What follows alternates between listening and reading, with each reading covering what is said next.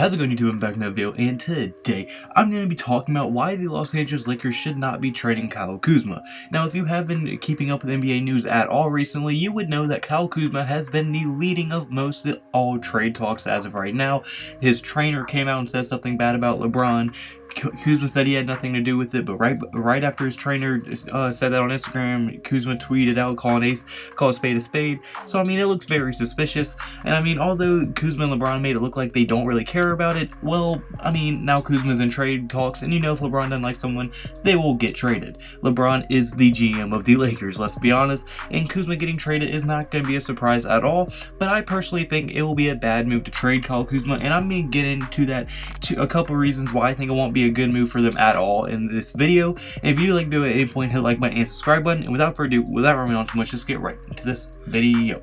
Alright, so first things first, let's get into what he has done so far this season since he's played with the Los Angeles Lakers this year.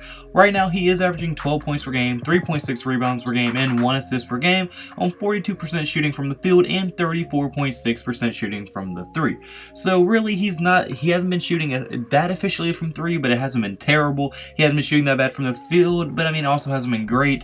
His points per game have dropped a lot, same with all of his other averages, but that's also because he's averaging 10 less minutes per game than last year, and it's because he lost a spot to Anthony Davis, and I would say Anthony Davis is probably going to get around 30-40 minutes a game, so that's going to hurt Kyle Kuzma's minutes a ton, and that's a big reason why his averages are also dropping. But I mean, also he was injured in the beginning of the year, so he had to build chemistry even later than the rest of the team, so his chemistry is a little bit less behind than the rest of the teams as well, and he's still trying to figure out how to get accustomed to his six-man role, as really since he started his career, he's never really been a bench player. I mean, the beginning of his rookie year he was, but last year he started every game, played a lot of minutes, and that's why his averages were at 18 points per game. But if you do look at the per 36 minute numbers, his averages are about the same as they were last year. So I mean, he's pretty much giving them the same amount of productivity he gave them last year, and is about the same player. But something pretty interesting is that 3 of the 7 losses the Lakers have were games that Kyle Kuzma did not play in, which means that, I mean, almost half of their wins, or I mean, almost half of their losses have been games that Kyle Kuzma has not played in, and he has shown that when he does play, he helps them win, and they are a better team when Kyle Kuzma does come on the roster. He gives them more depth, he gives them, in case the one player goes down, he can go in being starter and have experience at being that starter. So I mean, he does give them tons of depth, and he does help them a lot. Well, now let's get into the main reason why I don't think they should trade him. Well, my biggest thing is that they won't get anything great value for him, because I mean, let's be honest, Kyle Kuzma right now in his career is a very high ceiling, very high caliber role player. He's like in the upper echelon of role players in this league. So I mean, yes, he's very good, and he's a very good role player, and a contender could use him, but he's already on a contender, and most likely the championship favorites in the Los Angeles Lakers, so I think he's in a perfect situation right now. Now, I mean, because if you're going to get a star, you're going to have to add more than Kyle Kuzma, because no contending team, or no rebuilding team even, is going to trade their proven star for Kyle Kuzma alone. So if you want a star out of Kyle Kuzma, you're going to have to throw in Kuzma, some picks, and maybe even some other players if you want a proven star. Now, I'm not saying they won't do that, but I'm just saying Kyle Kuzma alone is not enough to trade for a star right now. Now, I'm not saying Kuzma won't be a star in the future. I'm just saying right now, I don't think teams are going to take that risk of hoping Kuzma develops, because there's just no guarantee that that happens. So, I mean, obviously, they don't want to do that. The Lakers don't, because they want to just trade Kuzma for someone they think are going to help them win even more games, which I just don't think is going to happen. And now, if they do go the route of adding picks to that trade, they're going to really have to be kind of like weighing their options with that, because I mean, the player they get in return is going to have to be not only a star, but a young star, because they're going to be owing almost all of their picks, especially if they add picks in a Kuzma trade for a star.